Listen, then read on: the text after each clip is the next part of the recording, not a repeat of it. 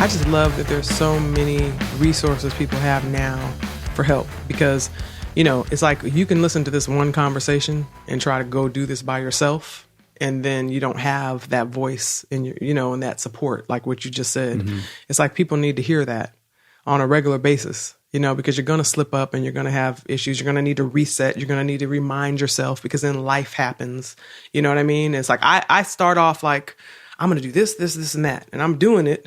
And then at some point I stop. And then like months go by, I look back, oh God, I stopped doing that because something happened that took my attention. Right. That when you interrupt the momentum. Yeah. It all goes out the window. Just like, and I'm like, oh wait, oh God, I got to get back on that, you know? So what do you think holds people back the most?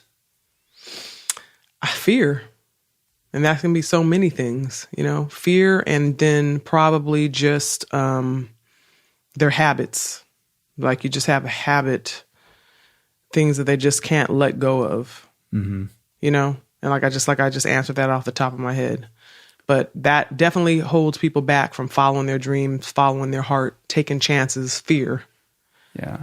And then in terms of just reaching their goals, and a lot of what you talk about is health and wellness goals, is just, you know, their habits, you know, and we have to, like, you know, it's like we want to be gentle, but at the same time, you need to give yourself a kick in the ass sometimes. I have to do it sometimes. Like when I'm, you know, when I fall off and I'm having more sugar than I need to have, it's just like, you girl, stop it. Like I have a coach in my own head though, just stop.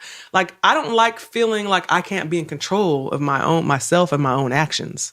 So it's like, but that's the thing. That's my thing. Not everybody feels that way. Yeah. But it's like when I start feeling like, wait a minute, I just put that in my mouth. I didn't even think about it. It's just, now I ate it and I was like, I didn't even want to eat that, but I was stressed out, you know, and I had a weak moment and it was around and I like it, you know? So then it was just like, boom. Yeah. You know what I mean? And then that's when I'm like, okay, you're not going to do that again, you know? And I like set a boundary for myself. But it's like, you'll probably do it again.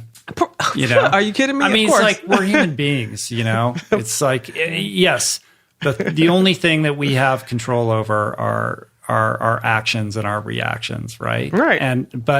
But I think more often than not, that's like running on, you know, our unconscious mind is controlling most of that most of the time. And the more mindful and kind of rooted in the present that we can be, then we're more aware of when we're reflexively like doing those kinds of things. But it's hard. And I think we have this sense that we can control our environments better than we actually can. We really can't. You know, there's people and variables and things happen. And I think people sort of set these goals or begin these trajectories to, you know, improve themselves in some various way. And there'll be some interceding event that interferes with like their plan. And they're like, well, I can't do it. And it's like, but that's just the way the world works. Like you got to learn how to roll with that shit if you want to stay in it. And staying in it is the winning strategy. What I do is I expect that there's going to be some kind of a disruptor, not in a negative way, like, because you don't want to just be negative about everything, but in terms of like, I like to just know things are going to happen. So when they happen, it's not that big of a deal to me. It's like, you know, I'm going to jump over that. I'm going to swerve. I'm going to do this. I'm going to do that. I'm going to stay. It's like a game, you know? Right. So of just staying on track. So I know that everyone has a different way of thinking, but like you said, you can't control anyone else. You can only control your own actions and how you respond to certain situations. And I like to take responsibility for my own actions. So when things don't go my way or something happens, I always think, what could I have done differently? Even if it comes down to something someone else did and someone can say, well, no, that wasn't on you, that was on them. I'm like, but I might have chose to put that person in the picture in my life. Yeah. Let me think why I did that and how I can prevent those, because those red flags were there.